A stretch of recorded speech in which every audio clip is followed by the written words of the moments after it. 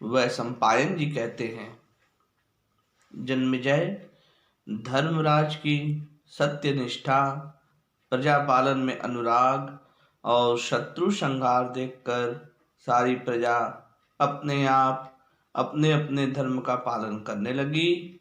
शास्त्र के अनुसार कर की वसूली और धर्म पूर्वक शासन करने से समय पर मनचाही वर्षा होने लगी।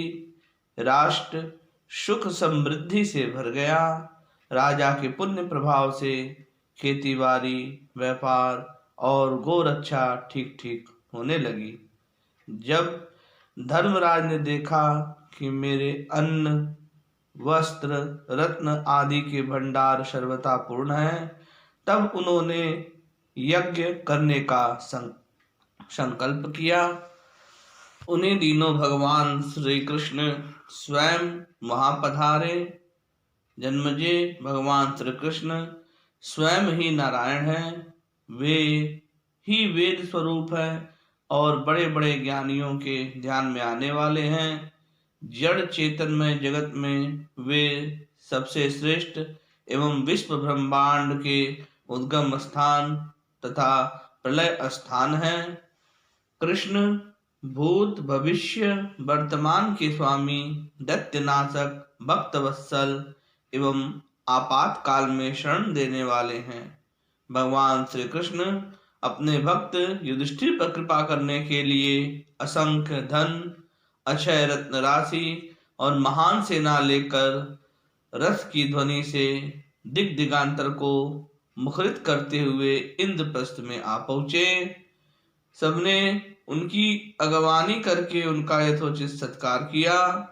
धर्मराज युधिष्ठिर अपने भाई पुरोहित धौम्य और श्री कृष्ण द्वैपायन आदि ऋषियों के साथ उनके पास गए तथा विश्राम, कुशल प्रश्न आदि के अंतर्तर उनसे बोले, भैया कृष्ण, यह सारा भूमंडल आपके कृपा प्रसाद से हमारे अधीन हुआ है। मैं चाहता हूँ कि इसके द्वारा विधि पूर्वक हवन और ब्राह्मण भोजन संपन्न हो। अब आप मेरे अभिलक्षित राष्ट्र यज्ञ के लिए मुझे अनुमति दीजिए। गोविंद, अब आप यज्ञ की दीक्षा ग्रहण कीजिए। आपके यज्ञ से मैं निष्पाप हो जाऊंगा, अथवा मुझे ही यज्ञ दीक्षा लेने की अनुमति दीजिए। आपकी इच्छा के अनुसार ही सारा कार्य संपन्न होगा। भगवान श्री कृष्ण ने युधिष्ठिर के गुणों का वर्णन करते हुए कहा, महाराज, आप सम्राट हैं, आपको यह महायज्ञ करना चाहिए। अब आप इस यज्ञ की दीक्षा लीजिए। युधिष्ठिर ने विनय पूर्वक कहा, ऋषिकेश, आप मेरी इच्छा के अनुसार स्वयं ही आ गए हैं। इतने से ही मेरा संकल्प सिद्ध हो गया।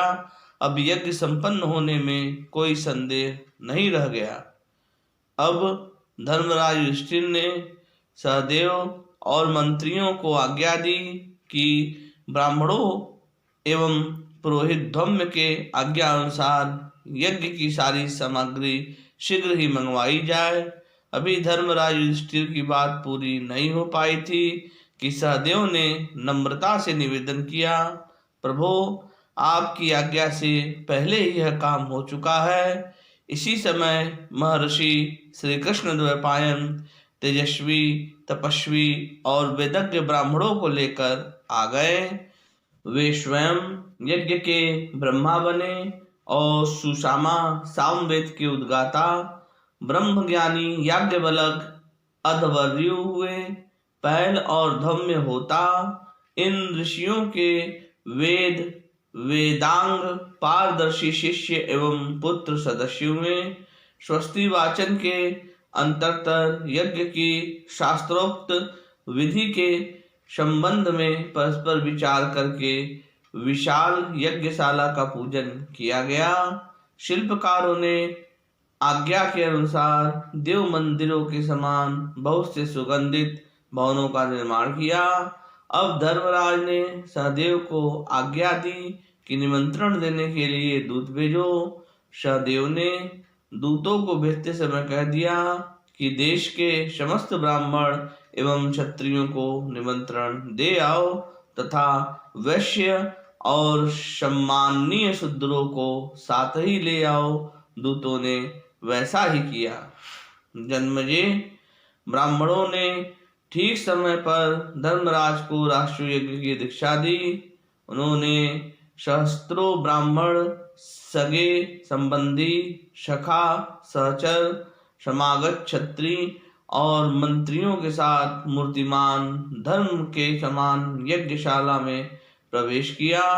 चारों ओर से शस्त्र पारंगत, वेद वेदांत में निपुण झुंड के झुंड ब्राह्मण आने लगे। उनके निवास के लिए हजारों कारीगरों द्वारा अलग अलग ऐसे स्थान बनवाए गए थे जो अन्न, जल, वस्त्र आदि से परिपूर्ण एवं सब ऋतुओं के योग्य सुख सामग्री से परिपूर्ण थे। धर्मराज युधिष्ठिर ने भीष्म, धृतराष्ट्र आदि को बुलाने के लिए नकुल को हस्तिनापुर भेजा।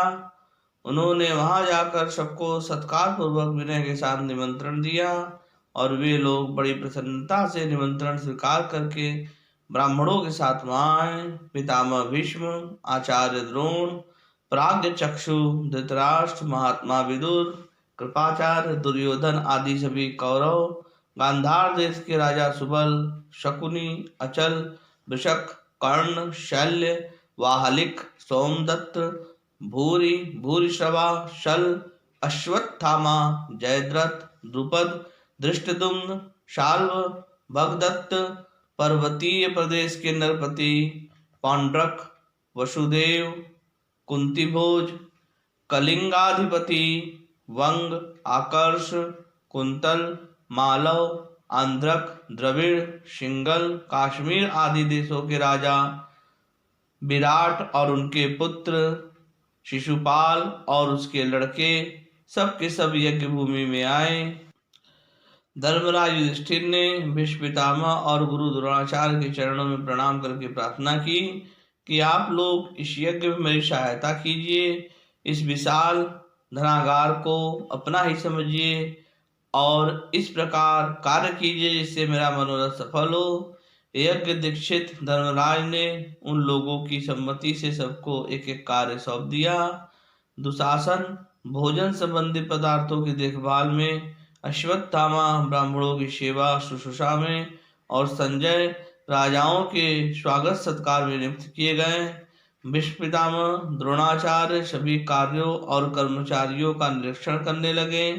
कृपाचार्य सोना, चांदी और रत्नों की देखभाल तथा दक्षिणा देने के कार्य पर नियुक्त हुए। धर्म के मर्मज्ञ महात्मा विदुर खर्च करने के काम में और दुर्योधन भेंट में आए हुए पदार्थों को रखने के काम में लगे। भगवान श्री कृष्ण ने स्वयं ही ब्राह्मणों के पांव पखारने का काम अपने जिम्मे लिया। इसी प्रकार सभी प्रतिष्ठित व्यक्तियों ने अपने अपने जिम्मे किसी न किसी सेवा का भार ले लिया। जन्मेजय युधिष्ठिर का दर्शन करके कृतकृत्य होने के लिए वहां जितने लोग उपस्थित हुए थे उनमें से किसी ने सहस्त्र मुद्रा से कम भेंट नहीं दी। सभी चाहते थे कि केवल मेरे ही धन से यज्ञ संपन्न हो जाए। सेना के व्यूह, विचित्र विमानों की पंक्तियां, रत्नों की राशि, लोकपालों के विमान, ब्राह्मणों के स्थान और राजाओं की भीड़ से युधिष्ठिर के राष्ट्रीय यज्ञ की शोभा बहुत ही बढ़ गई। धर्मराज युधिष्ठिर का ऐश्वर्य लोकपाल वरुण के समकक्ष था। उन्होंने यज्ञ में 6 अग्नियों की स्थापना करके पूरी की पूरी दक्षिणा देकर यज्ञ के द्वारा भगवान का यजन किया। अतिथि अभ्यागतों को मुंह मांगी वस्तुएं देकर संतुष्ट किया। सबके खा पी लेने पर भी बहुत सा अन्न बच रहा। उस उत्सव समारोह में इधर देखिए उधर ही हीरे मोतियों के उपहारों की धूम मची रही। महर्षि एवं मंत्र कुशल ब्राह्मणों ने उत्तम रीति से धृत, तिल, साकल्य आदि की आहुति देकर देवताओं को निहाल कर दिया। दक्षिणा में बहुत सा धन पाकर ब्राह्मण भी संतुष्ट हो गए। जन्मेजय कहाँ तक कहे, उस यज्ञ से सभी को तृप्ति मिली। जय श्री कृष्ण।